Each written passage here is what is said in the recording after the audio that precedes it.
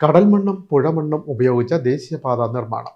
ഗുണനിലവാരമില്ലാത്ത നിർമ്മാണ പ്രവർത്തനങ്ങൾ ദേശീയപാതയുടെ തകർച്ചയ്ക്ക് വഴിയൊരുക്കുമെന്ന് നാട്ടുകാർ ആരോപിച്ചു.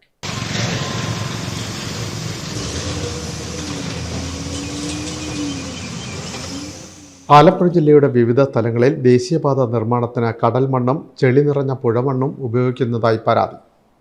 ഗുണനിലവാരമില്ലാത്ത മണ്ണിന് മുകളിൽ ഗ്രാവൽ വിരിക്കുന്ന ജോലികളാണ് ഇപ്പോൾ പല സ്ഥലങ്ങളിലും നടക്കുന്നത്. രാത്രികാലങ്ങളിലാണ് കടൽമണ്ണും പുഴമണ്ണും എത്തിക്കുന്നത്. വളരെ പെട്ടെന്ന് തന്നെ മണ്ണിന് മുകളിൽ ഗ്രാവൽ വിരിക്കുമെന്ന് നാട്ടുകാർ പറയുന്നു. ആദ്യം ഇറക്കിക്കൊണ്ടിരുന്നത് നല്ല വെള്ള മണ്ണായിരുന്നു. ഇപ്പോൾ വെറും ചെളി മണ്ണ് കണ്ടു കഴിഞ്ഞാൽ തന്നെ നമുക്കറിയാം വെറും ചെളി മണ്ണാണ്. ഇത് ഭാവിയിൽ അപകടം ഉണ്ടാകുന്നുള്ള ഉറപ്പ് തന്നെയാണ്. ആലപ്പുഴ, കലവൂർ, ചേർത്തല, തുറവൂർ തുടങ്ങിയ സ്ഥലങ്ങളിൽ സമാന സ്ഥിതിയാണ്. ഇത് അപകടങ്ങൾക്ക് വഴിയൊരുക്കുമെന്നും നാട്ടുകാർ ആരോപിക്കുന്നു. കൊല്ലത്ത് ദേശീയപാത ഇടിഞ്ഞു താഴ്ന്നത് ഗുണനിലവാരമില്ലാത്ത നിർമ്മാണ സാമഗ്രികൾ ഉപയോഗിച്ചതുമൂലമാണെന്ന് ആരോപണവും ഉയർന്നിട്ടുണ്ട്. പിൻമീഡിയ, ആലപ്പുഴ.